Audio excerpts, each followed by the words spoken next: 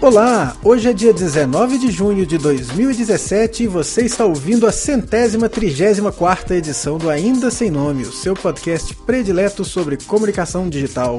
Diretamente de Belo Horizonte, que resolveu fazer frio, cabeça. Palmas para o frio. Eu sou o Caio César.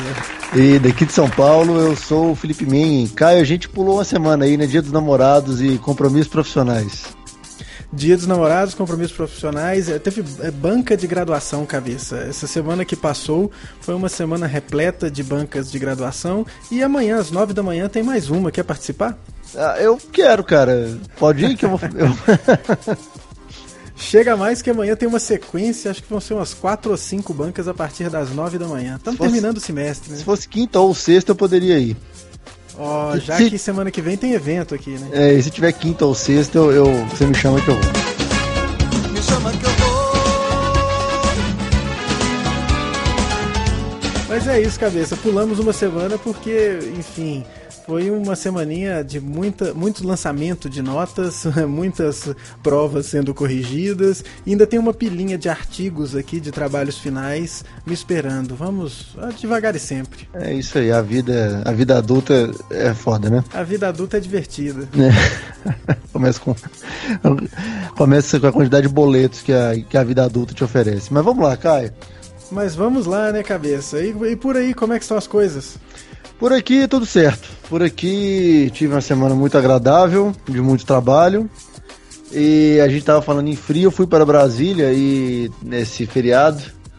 E as pessoas lá acho que sentem mais frio numa temperatura muito maior que a de São Paulo, entendeu? Ah, sim. E aí, enfim... Tem a ver com a secura, né, cabeça? Tem a ver com a secura. Mas foi bom, estamos aí de volta e vida que segue. Vida que segue. Bom que você conseguiu resistir a Brasília, né? Parece que Aécio será preso amanhã. Vamos ver. Sério, eu ouvi essa aí hoje e eu achei mó da hora, porque há algum tempo era Lula preso amanhã todos os dias. Agora parece que Aécio vai ser preso tinha até amanhã. Novela no Twitter, Lula preso amanhã. Mas é isso aí. É isso aí, cabeça. Sobrevivendo. E hoje a gente tem um episódio um pouquinho diferente, né, Caio? Porque a gente tem um convidado hoje, que é o Diogo Rodrigues do Me Explica. E aí, Diogo, beleza? Tranquilo com vocês. Tudo certo. Obrigado pela participação. A gente vai bater um papo aqui que vai ser muito bacana. É isso aí. Cara, para quem não conhece, o Diogo ele tem um site que é o meexplica.com. E no Me Explica, ele faz isso que você imagina, ele explica coisas, né? E são coisas muito interessantes, cara. Você fala da nossa realidade e de um jeito que às vezes não dá para você, que é um jornalista, falar no seu texto ou na redação, né, cara? O Me Explica nasceu justamente para fazer esse papel que eu achava que o jornalista de redação, eu incluído, não estava fazendo, né? Uhum. Dar um contexto, dar o passo a passo e responder aquelas perguntas que todo mundo quer fazer, mas tem vergonha de fazer em voz alta. E Me Explica nasceu como um auxílio, né, para o público em geral, para que as pessoas possam entender o noticiário, para que as pessoas se sintam incentivadas a ler jornal, a ler as notícias na internet, assistir na televisão, enfim. Nasceu com essa ideia, assim, de ajudar as pessoas a entender o noticiário. Entendi. E, cara, mas aí, olha só, enquanto você começou a explicar, uma coisa me veio à cabeça. Não dá para explicar isso que você explica no Me Explica, porque...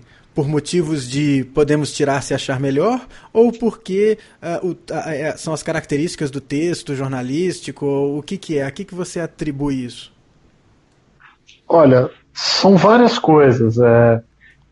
Eu acho que um dos grandes problemas que o jornalismo enfrenta agora é esse novo meio em que ele tem que circular e que ele ainda não se adaptou completamente. Ele se vê numa encruzilhada entre ter que ter velocidade, ter que ter qualidade e um tamanho que as pessoas consigam e tenham vontade de ler. Uhum. Acho que o primeiro fator é esse. Os jornalistas hoje em dia não conseguem se preocupar tanto com o contexto, dar o contexto para as pessoas, porque as coisas acontecem tantas vezes ao dia e de uma maneira tão rápida que se ele for parar toda vez para dar um contexto, para dar o famoso background da história, os textos as pessoas não vão querer ler, enfim, eles não vão ter tempo de fazer. A gente sabe, quem é jornalista sabe que a pressão hoje em dia é muito grande, especialmente para quem trabalha com internet. Uhum. Acho que tem um pouco disso, sim. Eu não acho que seja uma coisa de podemos achar se tirar melhor só, não. Isso sempre existiu no jornalismo, essa é a grande verdade, mas sempre existiram jornalistas muito comprometidos com a qualidade da informação e veículos que às vezes adotam certos lados, mas são transparentes a respeito de que lado eles estão defendendo. Isso não os impede de ser bons veículos de informação, não os impede de fazer boas reportagens, de buscar boas pautas, especialmente se eles forem transparentes, se eles estiverem explicando, mostrando para o leitor qual é o ponto de vista deles, qual é a base da informação deles. Entendi. Eu acho que a falta de espaço para explicar, ela é uma mistura de vários fatores ainda a serem identificados. Talvez valha um mestrado a respeito disso. Vocês estavam falando de notas, de artigos. Eu estou querendo voltar a estudar, fazer um mestrado, depois eu posso escrever sobre isso. Ah, bacana. Você se formou tem muito tempo, cara? Olha, faz um tempinho já. Eu tenho duas formações, né? Eu sou formado em jornalismo pela PUC de São Paulo, me formei em 2009, 8 anos formado, mas já trabalho no jornalismo desde 2007, já foi esse ano 10 anos, e sou formado em Ciências Sociais pela USP, me formei em 2008. Poxa, 2 cursos ao mesmo tempo, hein, cara? Quase ao mesmo tempo, eu fiquei maluco, mas eu consegui terminar. Ah, muito legal. O interessante é que dá as ciências sociais dá uma bagagem, dá um ponto de vista diferente para as coisas também, né? As ciências sociais, eu costumo dizer que foi onde eu aprendi a ler de verdade, foi na faculdade de ciências sociais.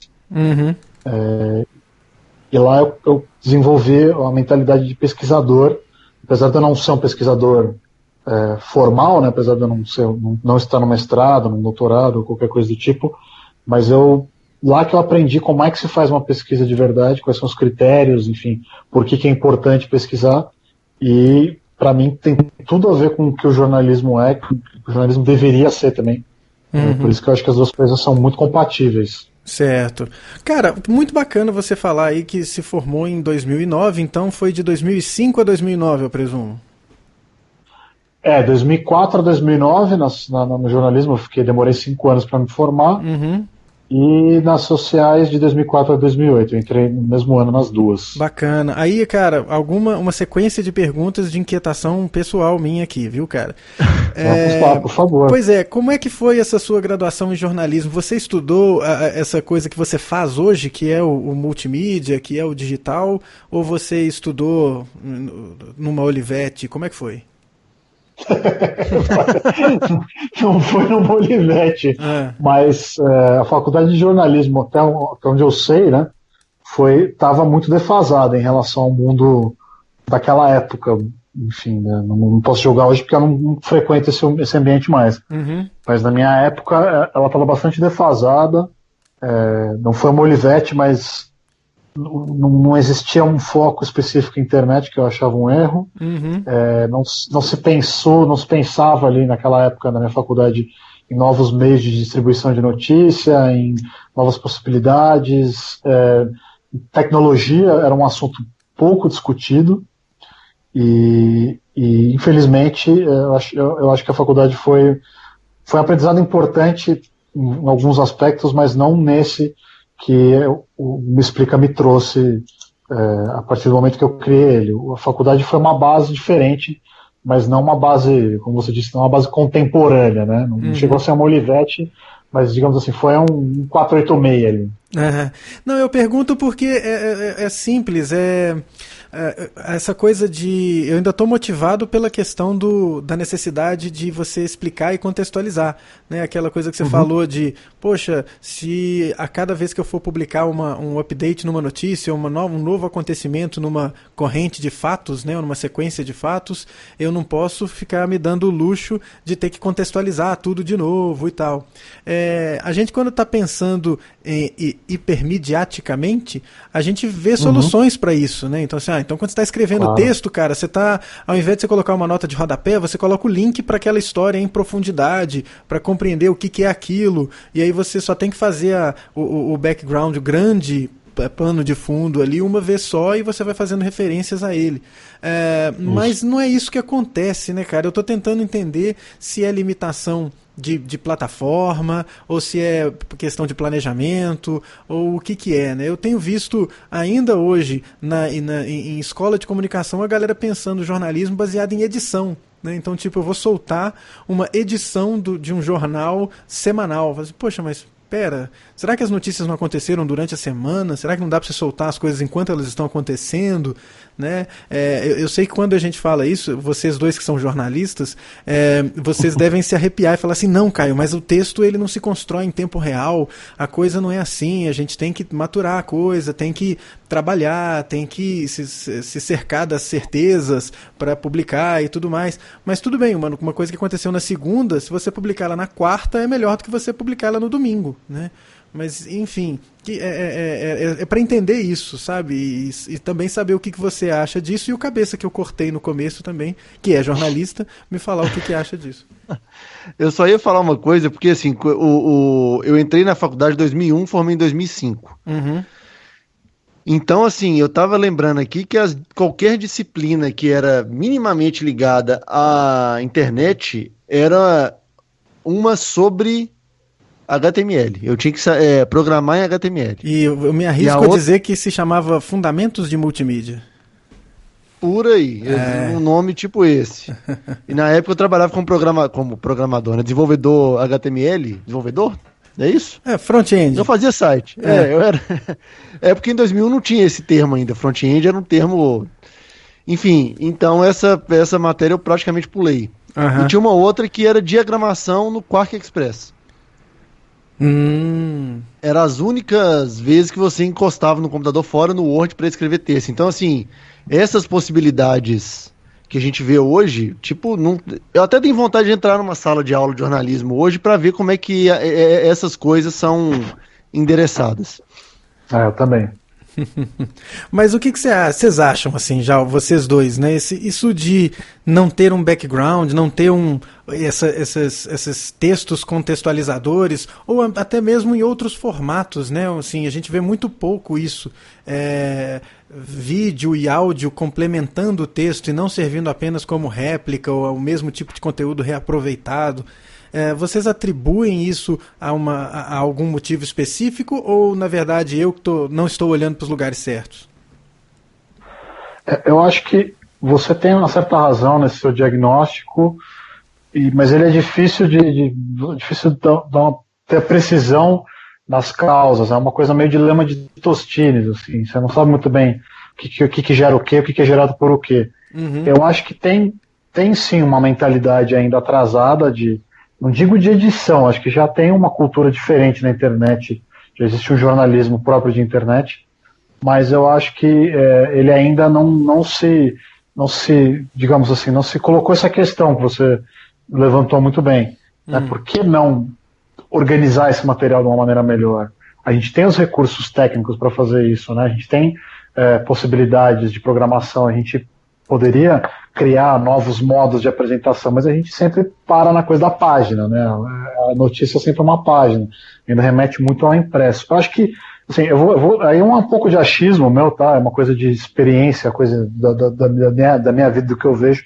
Eu acho que, número 1, os jornalistas estão afastados da infraestrutura de como a internet funciona. Acho que os jornalistas, eles só produzem conteúdo e soltam.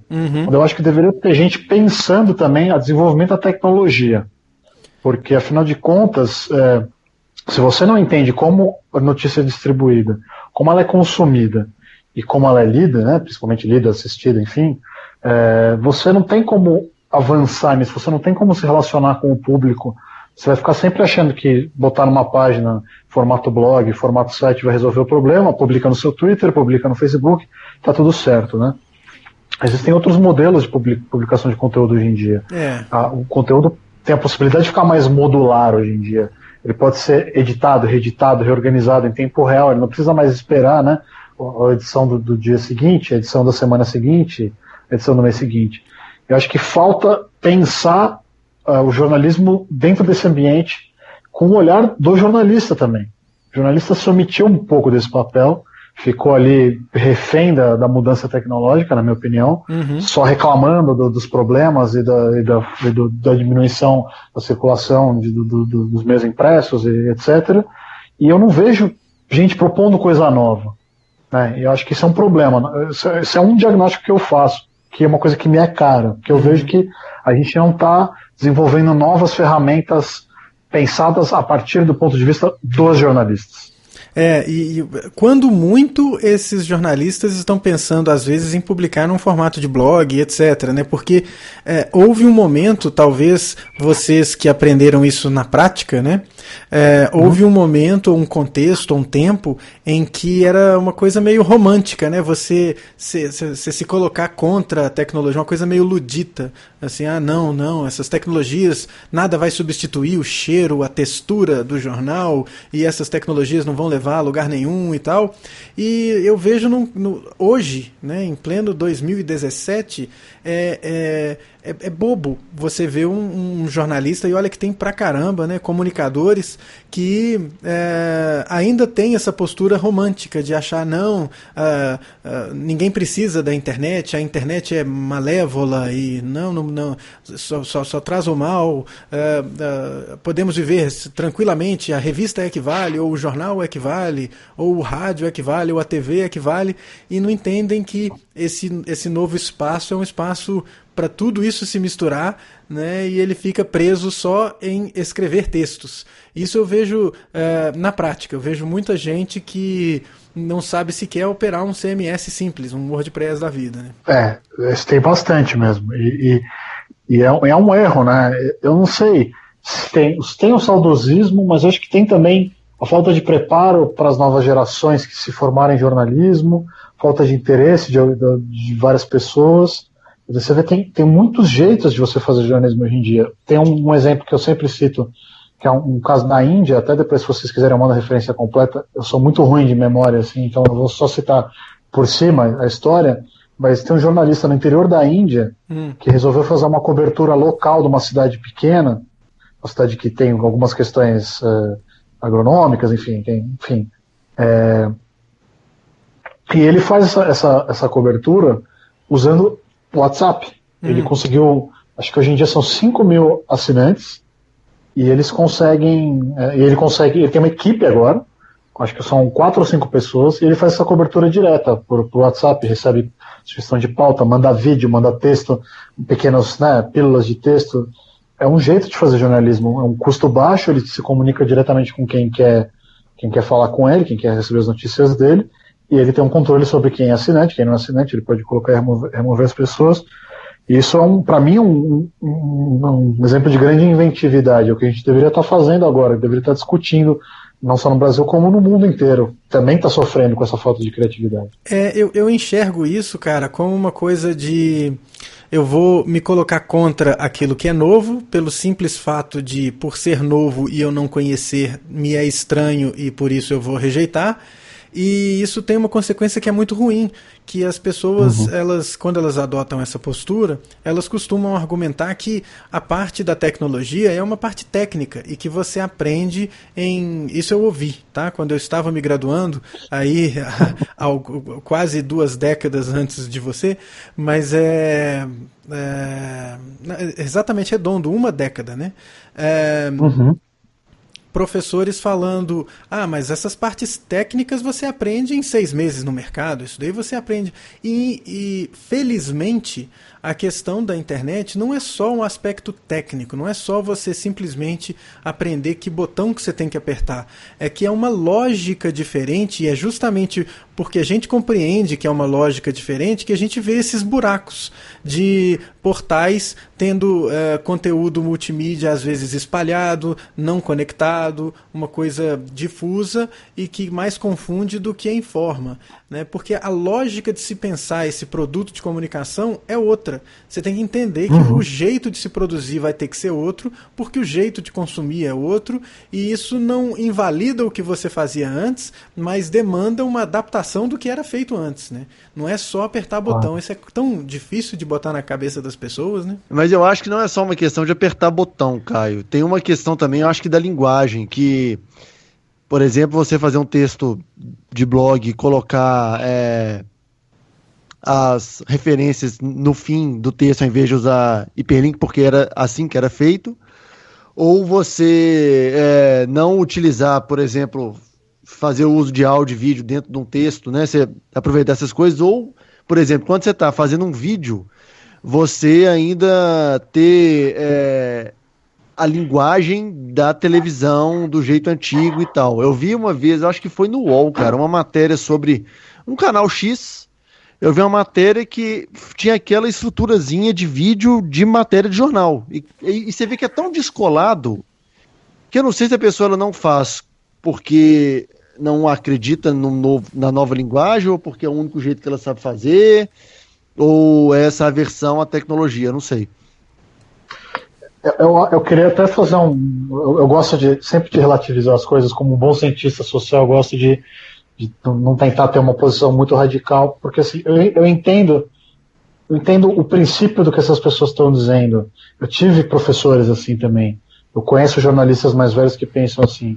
Eu acho que o raciocínio deles tem uma parte que está correta, que é o seguinte: o jornalismo, ele é a pessoa não deve se focar só na linguagem, só na ferramenta, na plataforma, porque o jornalismo ele tem princípios, ele precisa ser feito de acordo com aqueles princípios.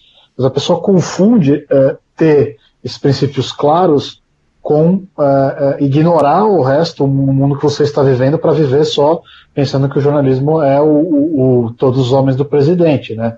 Aquele famoso livro, aquele famoso filme, que é muito bacana, mas aquilo é outra época, é outra realidade. Enfim, mesmo Spotlight hoje em dia já parece velho, que não faz tanto tempo que aconteceu. A questão é a seguinte: eu acho que um jeito da gente conciliar as duas coisas, na minha opinião, e é o que eu estou tentando fazer, o grande insight que eu tive recentemente, que para a gente conseguir convencer as pessoas, os profissionais mais velhos, mais novos e o público da importância do que a gente faz e conseguir fazer isso adequadamente, de acordo com as plataformas que a gente tem disponíveis, é olhar de novo para os princípios do jornalismo, é voltar para os valores essenciais do que a gente faz e repensá-los, não repensá-los, mas assim, olhar de novo e passar limpo e olhar para o mundo como ele está hoje em dia e perguntar para a gente, para nós mesmos, como é que a gente faz isso agora? Como é que a gente arruma a casa de acordo com esses princípios que guiam o jornalismo há mais de um século e que são essenciais para o funcionamento de democracias relativamente sadias, que são essenciais para que a informação seja relativamente democrática? Eu acho que essa é a grande questão. E as respostas, para mim, estão todas nos princípios do jornalismo. Isso que é engraçado. Quando eu voltei a estudar isso, quando eu comecei a perceber isso, eu vi que, inclusive, o princípio do Me Explica estava lá. Inclusive, essa coisa que o Caio falou agora de por que não usa as plataformas para as pessoas entenderem, conecta os conteúdos, isso está nos princípios do jornalismo. Quer dizer, um dos princípios é você apresentar a notícia, não só apresentar a notícia como uma novidade, mas você apresentar a notícia de um jeito que aquela notícia faça sentido para a pessoa que é o seu alvo. A pessoa, se você está em São Paulo, você está escrevendo uma notícia para o cidadão paulistano no ano de 2017, que tem essa e essa informação, aquela informação. Isso é uma coisa que acho que a gente está esquecendo de fazer. Os jornalistas estão esquecendo de fazer. Os veículos pararam de fazer questão de fazer. E eu acho que é uma coisa que, se a gente conseguir imbuir de novo nos jornalistas e nos veículos, vai fazer uma grande diferença. Foi o insight que eu tive como explica, quer dizer, como eu disse, eu sou um veículo independente, mas eu parei para pensar e falei, cara, tá faltando isso. E muita gente respondeu, falou, pô, mas que legal isso, eu leio notícia de economia, e agora eu entendo, pelo menos o básico, eu sei do que você está falando, eu não preciso entender, né, o gráfico da inflação, da demanda, do Mankiw, eu não preciso ler o livro do Mankiw para entender tudo direitinho, mas assim, o princípio eu consegui entender, eu consigo acompanhar. Isso é um princípio de cidadania, né? A gente está falando de acesso à informação, a gente está falando de fiscalização da política, fiscalização dos poderosos, dos ricos. Isso está no princípio do jornalismo, está na base de tudo. Então, acho que uma esperança é dessa conciliação de plataforma, tecnologia, com qualidade da informação, com contextualização, tá nessa volta ao básico, que é o que eu estou tentando fazer agora, tanto com o Me Explica, quanto internamente, assim, uma jornada profissional / espiritual. Uhum. Diogo, e uma dúvida, assim, falando já do Me Explica, quando você segue alguma pauta, como é que você busca os assuntos e como é que é esse processo? É um processo caótico, para ser bem sincero. É uma mistura de pedidos das pessoas, né, que seguem o blog, pedidos de amigos, da família, pedidos de uma maneira geral, digamos assim, uma análise mambembe de redes sociais, né, não faço monitoramento nem nada disso, mas assim, uma passada de olho, e a pauta da semana. Tem coisas que são inescapáveis, né? E você tem que falar porque estão se aproximando ou aconteceram. Então, eu vou muito nisso, assim, o que está acontecendo, o que é que eu acho que as pessoas estão querendo saber, tanto com indícios concretos ou porque estou vendo que está aparecendo muito na imprensa, está aparecendo muito nos portais, enfim, na televisão. É caótico, assim, não é uma coisa muito bem definida, não. E o processo da ideia até o post final, você leva em quanto tempo, mais ou menos? Depende muito do assunto, mas assim, em geral, quando eu decido que eu vou fazer um assunto, é uma questão de horas, né?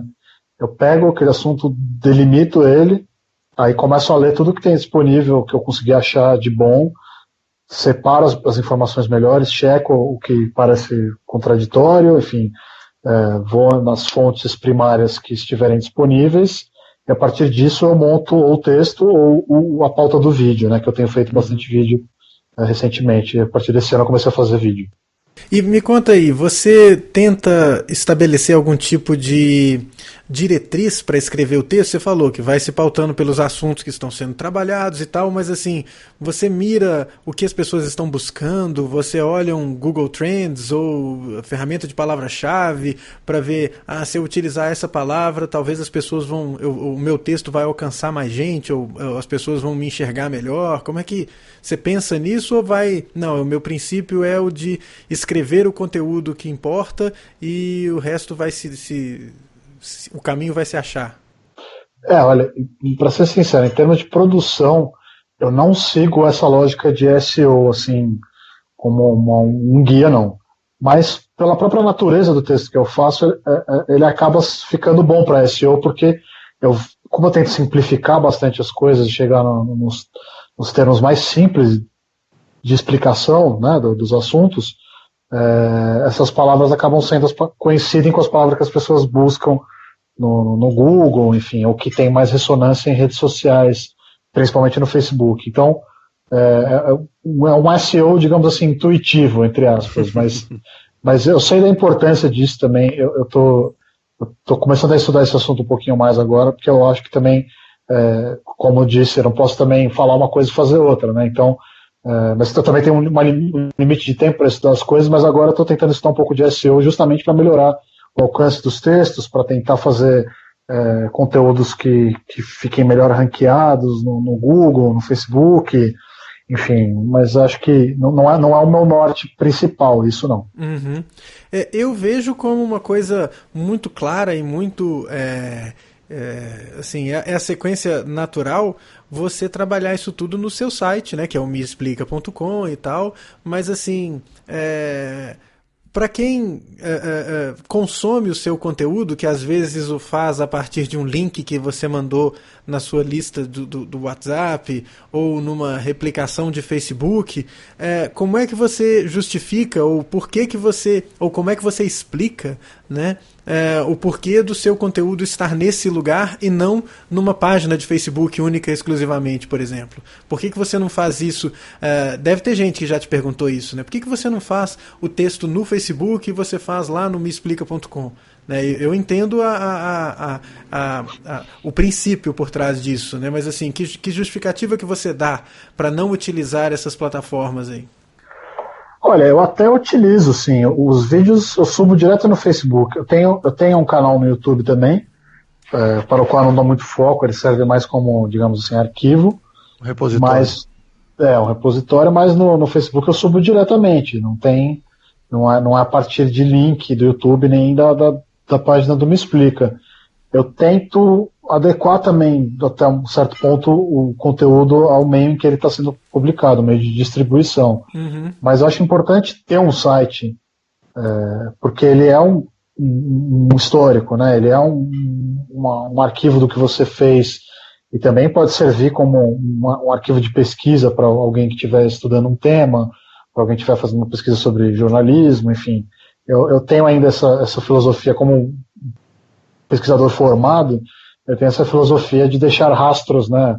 Se não de papel, mas pelo menos rastros arquivísticos para o meu próprio uso, mas também pensando em que isso pode ajudar alguém faz uma busca, pode fazer uma busca de um assunto que foi publicado, um post que foi publicado há 2 anos atrás e acha útil para alguma coisa, enfim, eu gosto dessa possibilidade da internet, então por isso que eu insisto no site. Uhum. Eu acho importante ter ali guardado. Entendi. E, bom, o Me Explica é uma operação de um homem só, né? Você consigo mesmo.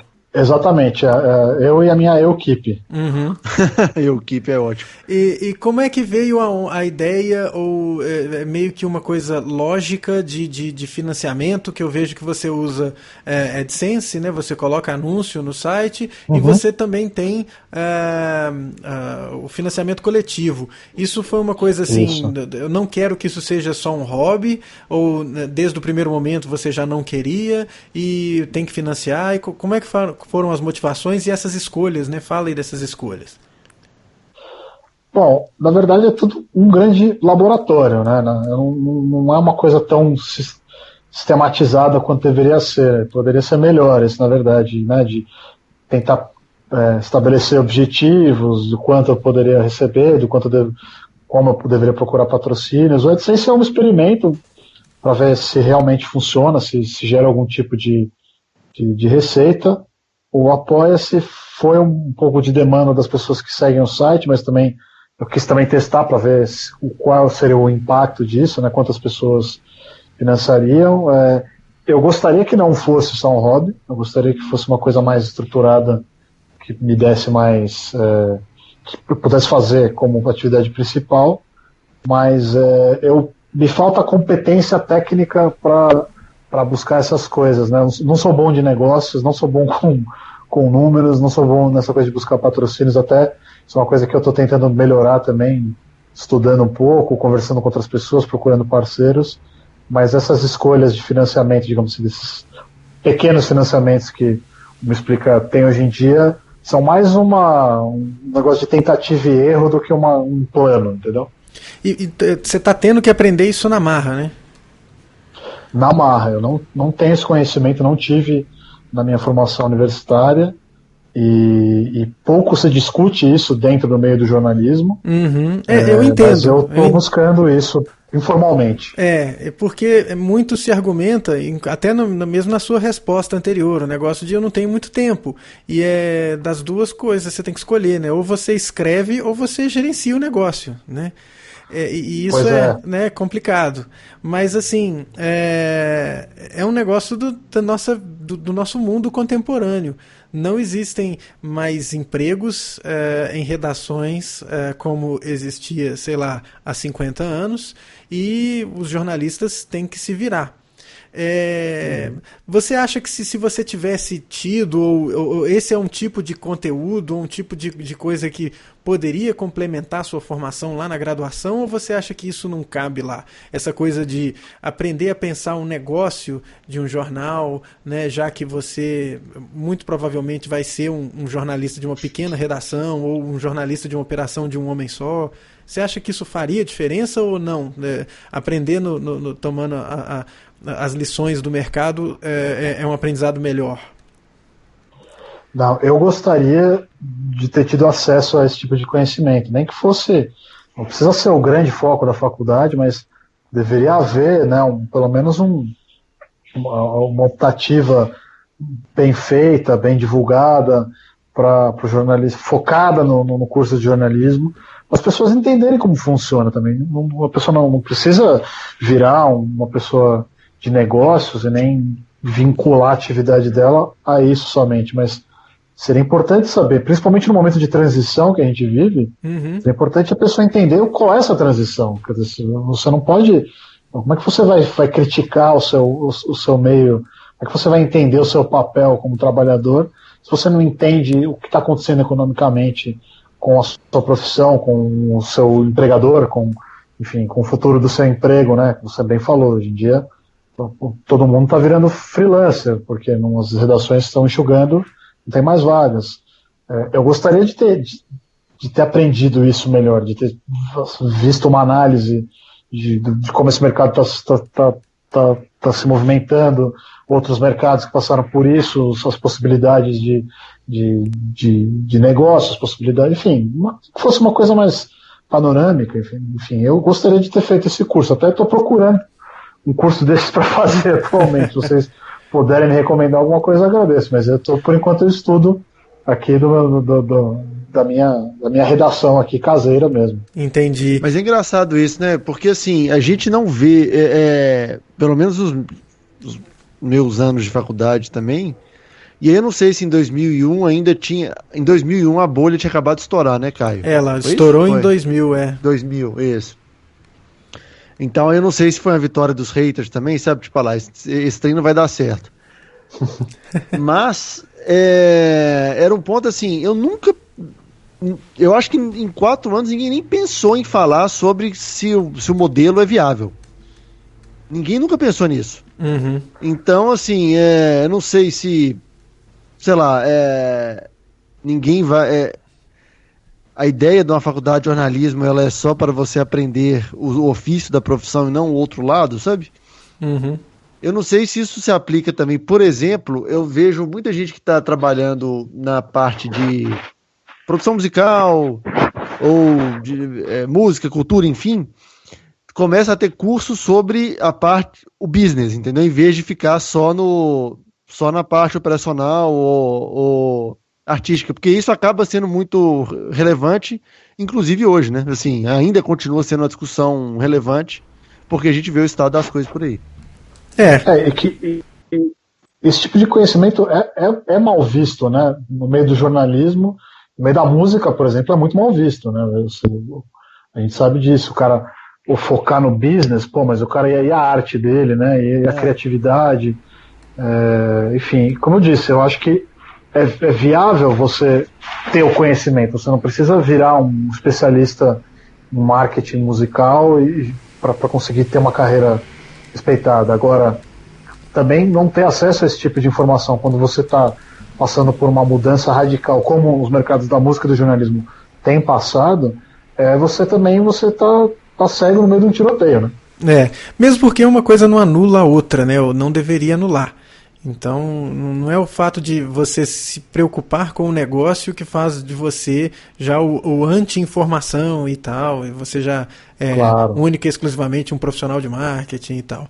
E eu vejo uma coisa que você falou, que é dessa transição que a gente está vivendo, dá para ver isso legal no material que você produz, né? Lá no Me Explica, por exemplo, o texto sobre lista fechada, eu vejo que ele é um texto escrito de um jeito diferente, não é um texto que eu veria numa revista semanal ou num jornal diário. Ele é um texto diferente, né? Assim, o jeito que você se relaciona ali com o leitor é um jeito diferente. É claro, eu não tenho formação para fazer esse tipo de avaliação, mas já dá para ver que parece que está construído tendo em mente um consumo diferente, né? Exatamente. Eu tive que... Eu não vou dizer reinventar, porque o que eu faço no Me Explica não é nada novo. Isso aí digamos assim, quem fez o primeiro Me Explica foi o Sócrates, eu diria. Não o jogador, mas o filósofo. O jogador também explicava bem, eu sou fã dele. Mas é que eu parto do princípio de que eu preciso falar com as pessoas antes de qualquer coisa. Se eu não conseguir me relacionar com elas, não vai adiantar muita coisa eu colocar um monte de informação, fazer um texto bonito, um texto longo, um texto, enfim, de um texto tradicional. Eu tenho que, meu primeiro foco, como explica, é tentar me colocar no lugar de uma pessoa que está perdida na história, ouviu falar de uma coisa ou outra daquilo ali, tem alguma ideia ou outra do que aquilo é, e gostaria de entender melhor, e gostaria de ter a chance de entender melhor. Então, acho que, eu não sei, eu agradeço o elogio, que eu vejo como elogio, que o texto é diferente, mas, na verdade, o que eu estou fazendo é simplesmente buscar o denominador comum da informação, buscar aquilo que eu julgo que as pessoas vão conseguir entender e vai dar a ferramenta para a pessoa acompanhar aquele noticiário, acompanhar aquela história um pouquinho mais de propriedade do que se ela não tivesse o texto Me Explica. Mas isso é um recurso muito, muito antigo, tanto do jornalismo quanto de qualquer, digamos assim, ciência humana. O diálogo é um jeito de construção de conhecimento, isso é uma coisa que a gente já sabe há muito tempo, e é o que basicamente o que Me Explica é um diálogo comigo mesmo, um pouco, mas muitas daquelas perguntas vêm dos leitores também, muitas das dúvidas, das questões que estão ali, vêm dos meus papos com as pessoas falam, pô, mas que negócio é esse? Porque às vezes a primeira pergunta não é assim, o que é lista fechada? Eu nem lembro como é que esse texto está, mas assim, às vezes a primeira pergunta não é a que parece mais óbvia pra gente, às vezes tem que vir dar um passo atrás, assim, se explicar de um passo anterior e talvez focar numa outra coisa que não, se o sistema político brasileiro é adequado ou não é adequado, enfim, às vezes também jornalistas entram nos debates que não vou dizer que não interessam para o público, mas talvez estejam um nível além ainda do que o público quer naquele momento. Eu tento sempre ficar ali num pé de igualdade com o meu leitor, sem ficar tratando ele como um idiota, mas também sem partir do pressuposto de que ele tem que saber de tudo, né? Ele está ali para tentar se informar de uma maneira razoavelmente completa. Uhum. Não completa, mas de uma maneira razoavelmente inteligível. Entendi. E essa lógica se aplica até na chamada que você faz para as pessoas, né? Você fala assim, você quer saber de alguma coisa, não fica na dúvida e manda sua pergunta e tal. Recebe muito? Você é pautado muito dessa forma? Olha, bastante. As pessoas, principalmente pelo WhatsApp, né, que é o meu melhor canal de comunicação, as pessoas costumam mandar bastante dúvida, bastante pergunta, falando do que elas querem saber. O que mais funciona, na verdade, é quando eu escolho 3 temas e peço para as pessoas votarem no tema que elas acham mais legal, que elas estão com mais dúvida. Isso geralmente dá uma reação muito forte, tanto no WhatsApp quanto no Facebook. Uhum. Mas eu tento justamente ficar na pauta dos meus leitores, porque a gente tem que ser relevante para os leitores também, né? Um dos princípios do jornalismo. Uhum. Ser relevante para o leitor. Não adianta a gente ser só relevante para nós mesmos, né? Nós não estamos falando sozinhos. E às vezes eu acho que nós, comunicadores, esquecemos um pouco disso. Então, a pauta é feita sempre pensando no leitor. E se vier alguma coisa, se eu tiver com uma ideia na cabeça numa semana e o pessoal fizer muita pergunta de uma outra coisa que eu não estava nem imaginando, obviamente que eu vou dar prioridade para a pergunta dos meus leitores. E uma coisa, uma reflexão interessante aqui, que às vezes acontece o contrário. As pessoas reclamam que o assunto ele é muito raso. Esse fim de semana aconteceu as 24 horas de Le Mans, e aí a Fox Sports transmitiu, e o Lucas de Grassi, que é um piloto brasileiro, queria participar das 24 horas de Le Mans, mas quebrou o pé jogando futebol uma semana antes, ou alguns dias antes, tuitou que a transmissão estava com poucos detalhes técnicos. E aí todo mundo se virou contra o Lucas de Grassi, e até teve um pouco de corporativismo dos jornalistas, mas eu entendi completamente a crítica, porque eles estão... Você não sabe qual é obviamente que o Lucas de Grassi, sendo um piloto, ele vai ter muito mais conhecimento de quem está cobrindo, porque ele está dentro do negócio todo dia. Só que às vezes o cara que está assistindo não tem um décimo do conhecimento, e se você chegar a explicar como é que funciona um motor híbrido de um carro daqueles, o cara vai falar, bicho, eu gosto de futebol, não quero ver essa coisa complicada. Então, às vezes, quando o jornalista acerta a forma de entregar a informação, ainda assim vai ter gente que vai reclamar, né? Isso sempre, cara. Você é jornalista, você sabe. Não tem, Sim. Não tem como agradar. Qualquer profissão, principalmente quem é de comunicação, mas é impossível você receber 100% de elogios. Até quando você recebe elogio é raro, na verdade. Mas você tem que sempre pensar no teu público médio, né?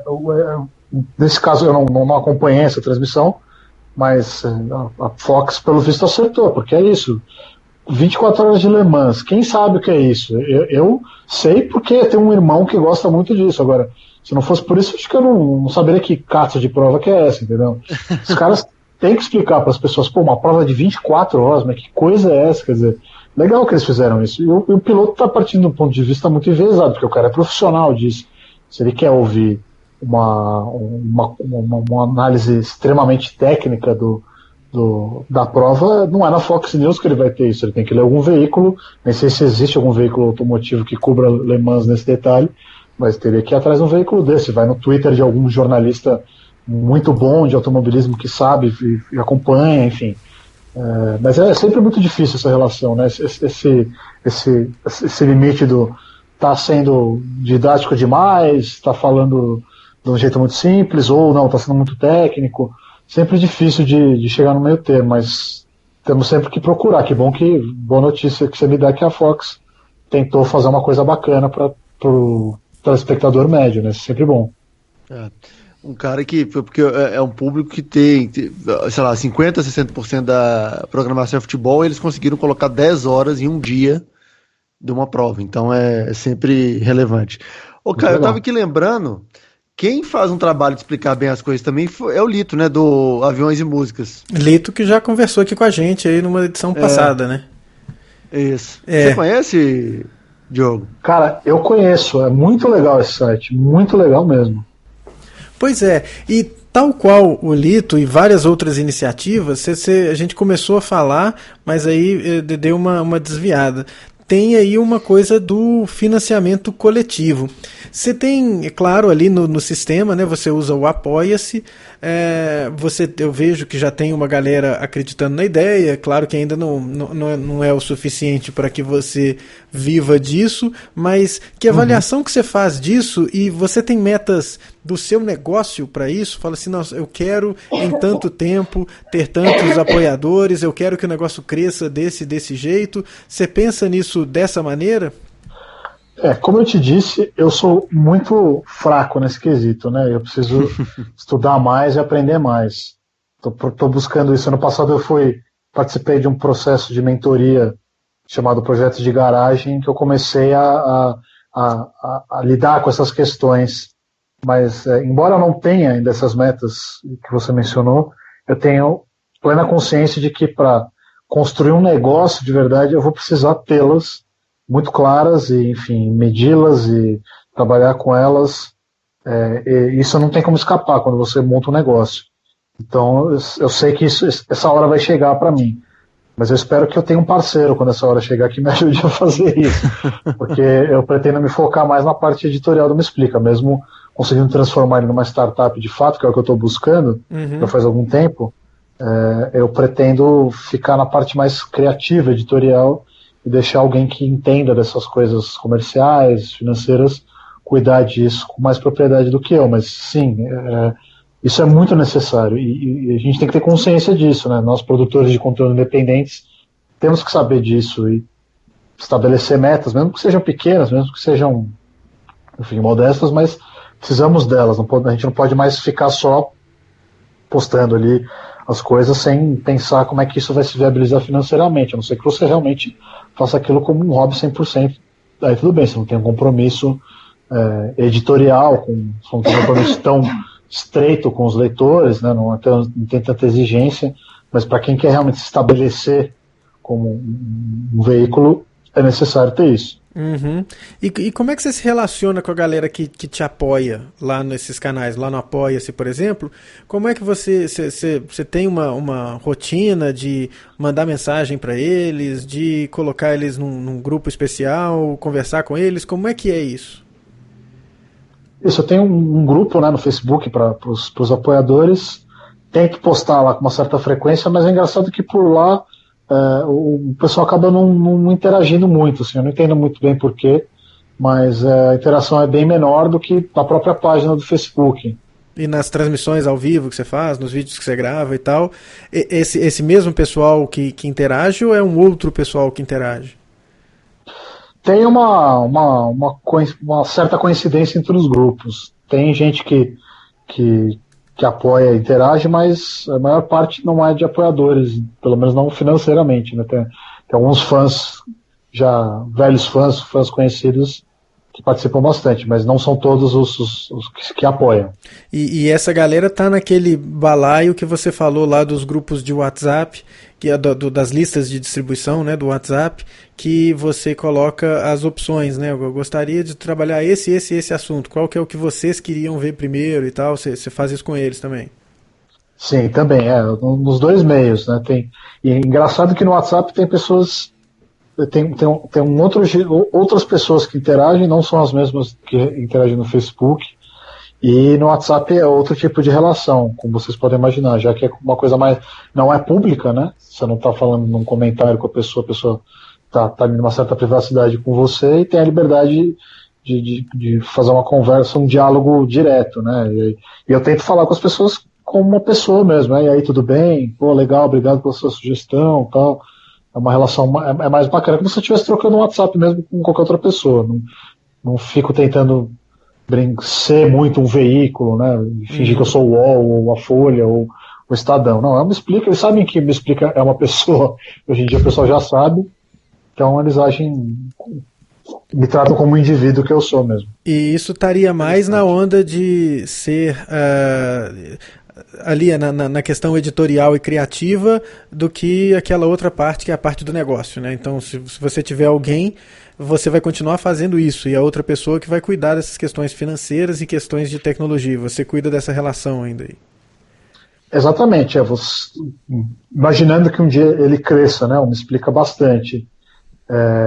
Eu sempre vou tentar ter esse tipo de interação. Não precisa ser comigo diretamente, mas obviamente que eu vou treinar pessoas, né, os jornalistas que forem trabalhar comigo, para ter esse mesmo espírito, né, e conversarem com as pessoas, e aí como, sei lá, como qualquer outro centro de relacionamento, aí tentar pelo menos dar o nome, imaginando já hipoteticamente que eu terei funcionários no futuro fazendo isso no WhatsApp, não me explica, fala você mesmo, não fica fingindo que dá o seu nome, tal, pode dar só o primeiro nome, vamos conversando e tal.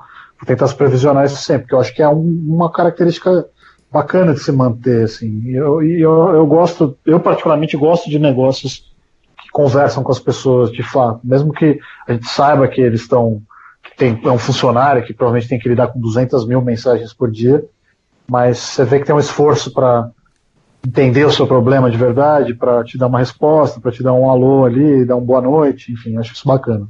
Entendi. Massa. E o relacionamento que você constrói com a sua audiência nessa plataforma que é o Facebook, por exemplo, ele, até pelo tipo de conteúdo, vamos dizer que você coloca vídeos, eu vejo aqui que o vídeo que você fala do julgamento da chapa Dilma Temer, que foi o vídeo da semana passada, justamente no Dia dos Namorados, né? Esse vídeo, você tem mais feedback por ser um vídeo e por estar no Facebook do que o que você tem no seu site? Ou uma coisa complementa a outra, uma coisa leva para outra? Como é que você não mede isso? Isso para você não é o mais importante? Como é que é? Eu tenho medido grosseiramente, né, não tenho uma análise detalhada dos dados, mas o vídeo no Facebook tem uma reação muito maior do que o texto. Isso é inegável. Toda vez que eu faço vídeo, o vídeo supera os números dos posts normais.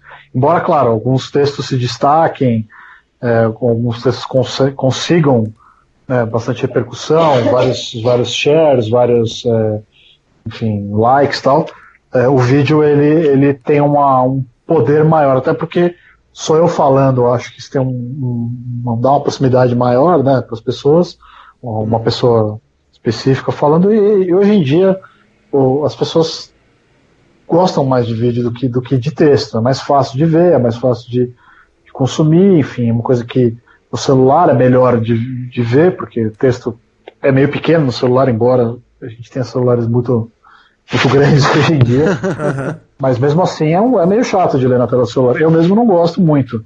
Eu tento ler coisas mais rápidas, coisas do Twitter, enfim. E como a gente sabe que a maior parte da navegação se dá por redes sociais e se dá por meio do celular, o vídeo, acho que por causa disso, tende a ter uma repercussão maior. Teve até um vídeo, um dos primeiros vídeos que eu fiz esse ano, que foi, eu acho que foi o que é a pós-verdade, que teve uma repercussão muito grande, foi por acaso, uma repercussão grande porque a Mônica Iose compartilhou no Facebook dela e o vídeo rodou bastante, teve 30 mil visualizações sem um pingo de investimento, sem nada, quer dizer, eu tendo a querer investir mais no vídeo nos próximos meses, porque, enfim, de novo, uma redação de uma pessoa só, se eu tivesse tempo, se eu tivesse mais gente para fazer texto de tudo e vídeos de vários outros assuntos, eu faria, mas se eu tiver que me focar um pouco mais, vai ser no vídeo. Bacana. E esse vídeo, por exemplo, lá, o da pós-verdade, é um vídeo de 3 minutos, você escreveu um roteiro como você fosse escrever um texto pro Me Explica, ligou a câmera e mandou brasa, ou como é que foi o processo? Não, o vídeo eu tento fazer uma coisa um pouco diferente, até por orientação de um grande amigo meu, que é um amigo e conselheiro. Ele sempre me disse que eu falo muito melhor quando parece que eu estou improvisando, ou quando parece que eu não tenho roteiro. E não tenho roteiro mesmo nesse caso. Então, eu segui o conselho dele, fiz uma coisa mais tom de conversa, berrando, até tem erros, tem gaguejadas e tal, mas eu concordo com ele que isso tem um efeito melhor do que ficar lendo um teleprompter, porque também o texto é difícil de acertar, o texto falado mesmo, né? Você fazer um texto genuinamente falado, você tem que escrever várias versões dele para chegar a uma combinação boa. Muito difícil fazer isso, tem que ter muito tempo, né, para escrever, reescrever. Então eu tento fazer os vídeos assim, eu leio, né, os assuntos, dou uma resumida, eu faço um resumo para o meu próprio uso, divido em tópicos principais e vou gravando. Às vezes eu consigo fazer de uma vez só e abordo tudo que eu tinha que abordar, às vezes eu paro e vou gravando de tópico em tópico para não perder nenhuma informação, para não falar nenhuma besteira também. De novo, né, cara? São outras possibilidades e outras linguagens que essa mídia te dá. Assim, eu estava conversando com alguém que trabalhou muito tempo na televisão e fica incomodada com essa linguagem YouTube que a gente fala, assim, de corte seco, porque estava acostumada com processos longos, que você tem que acertar tudo de primeira, e a gente tem que aproveitar esse benefício, essa mudança, né? Pois é. Deve ser difícil mesmo, como é difícil para quem é de texto, né, como é o meu caso, que eu sou de formação como jornalista impresso, mas para televisão também a gente vê que o YouTube hoje em dia, que tem uma audiência cativa, né, principalmente entre os mais jovens, é outra história, outra linguagem, outra lógica de apresentação do vídeo, de conversa, outro mundo ali. É vídeo, é a mesma plataforma, digamos assim, a mesma técnica de comunicação, mas os youtubers falam outra língua dentro dessa técnica. E falam palavrão, e gritam, e, enfim, tem uns youtubers que ficam pegando peça na família, nos amigos, quer dizer, é outra história, é outro tipo de conteúdo. Eu tento me adequar dentro da minha própria possibilidade. Eu não quero virar youtuber, que acho que ficaria uma coisa muito falsa, né? Ficar fingindo que eu sou um jovenzinho, e explicar notícia falando palavrão e tal. Mas eu também tento respeitar essa linguagem um pouco mais solta de hoje em dia. Acho que é possível ser sério, ser informativo, ser jornalista, fazer jornalismo, mas não precisa ser também avacalhar completamente, né? Você pode ter um certo nível de exigência ali. Certo. Muito bom. Muito bacana, Diogo. Muito legal mesmo, viu, cara? Bicho, pra quem ainda não sacou, você vai acompanhar a produção do Diogo lá no meexplica.com, né? Também no Me Explica Oficial, né? No Facebook, Diogo. Isso, exatamente. Esses são os dois principais. E no seu WhatsApp lá também, né? O WhatsApp, o número de telefone, obviamente que, como eu disse na memória, é uma porcaria, eu não consigo lembrar agora, mas no site está fácil de achar. Você acha lá o número de WhatsApp, manda mensagem, manda um alô pro Me Explica que a gente te adiciona na lista e você passa a receber as nossas notícias e pode conversar com a gente também, que é uma coisa sempre legal. Tem o Twitter também, eu gosto do Twitter pessoalmente, mas, enfim, não é tão grande no Me Explica, que é, se você procurar Me Explica, você acha, underline, Me Explica, underline. Enfim, e sintam-se sempre à vontade para mandar sugestões, e-mails, pautas, críticas. Vai ser muita crítica também, o que é sempre legal, quando é educada. Esse diálogo, para mim, é uma das coisas, um dos grandes aprendizados que eu tive com o Me Explica.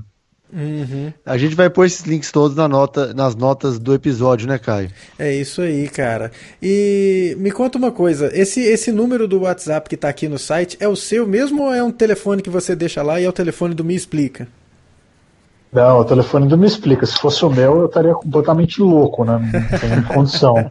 É um chip pré-pago que eu tenho, que eu vou alimentando de vez em quando, né, para não perder o número.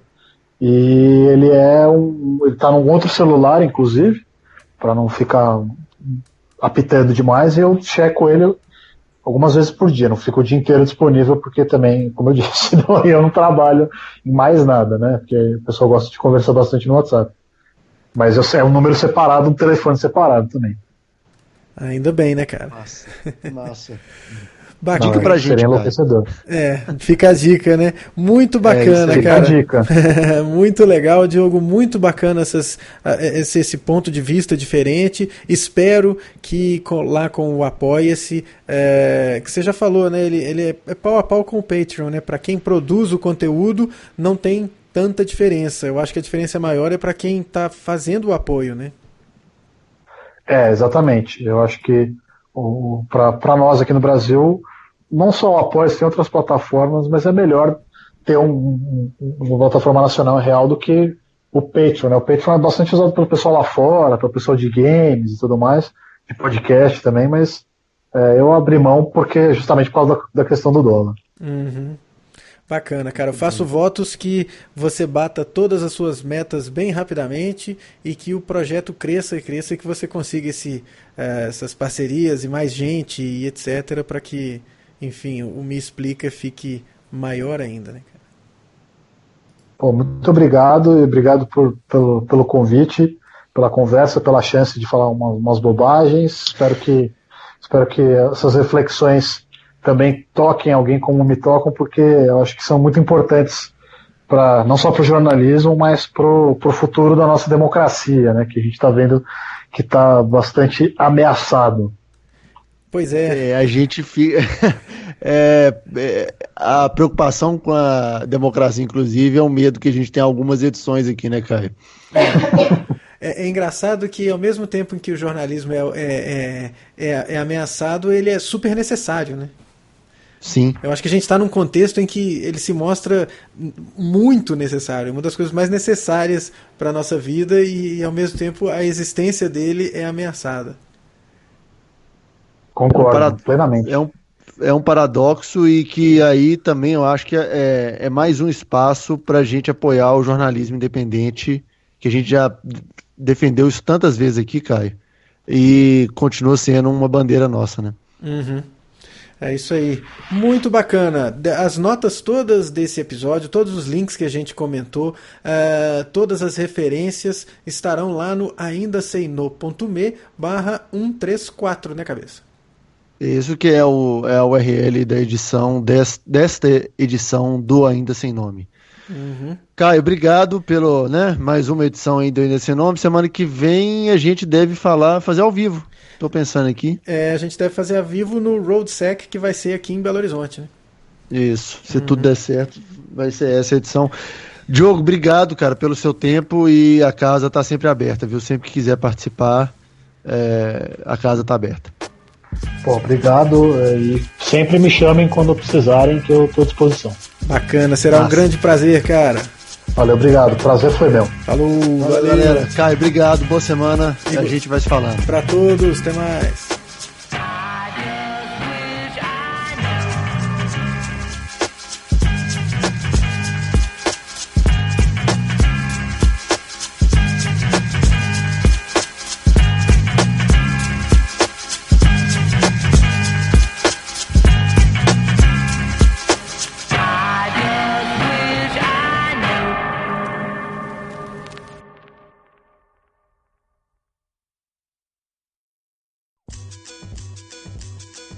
Você está curtindo Ainda Sem Nome? Há muitas formas de participar. Comente e entre em nossa conversa no grupo do Telegram. Basta acessar aindasemno.me/telegram. Acha que alguém pode curtir o podcast? Repasse para seus amigos. Indique o episódio em suas redes sociais. Quer ajudar a produzir o Ainda Sem Nome? Seja um patrono do podcast. Acesse patreon.com/ainda sem nome e colabore com a quantia que você quiser.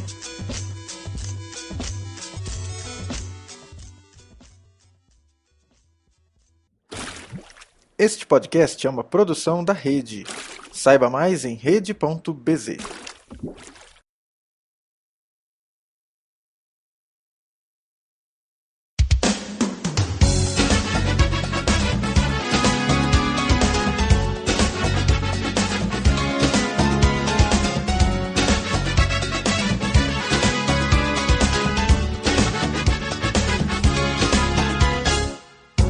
Estremece e já não consegue parar. Seu som se espalha na pele fazendo suar. Seu ritmo é quente, bate que bate com emoção. Te abraço, te roço, te estrego, te sujo então. A fruta é madura e da árvore não vai cair. A roupa lambuza de um jeito que é bom repetir. São 5 elementos apunhalando o coração: o fogo, a terra, a água, o ar e a paixão.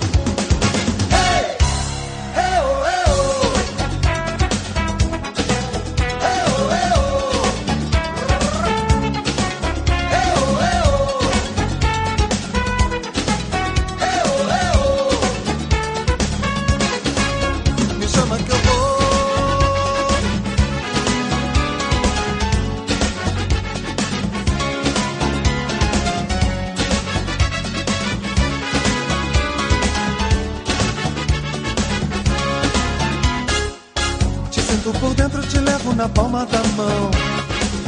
Te toco no centro, te abro tesão. Brincando, bulindo, ardendo sem medo do prazer. Cara de diabo, bunda de bebê. É mesmo um luxo, é lógico que é sensual. É um doce pecado melhor do que o original.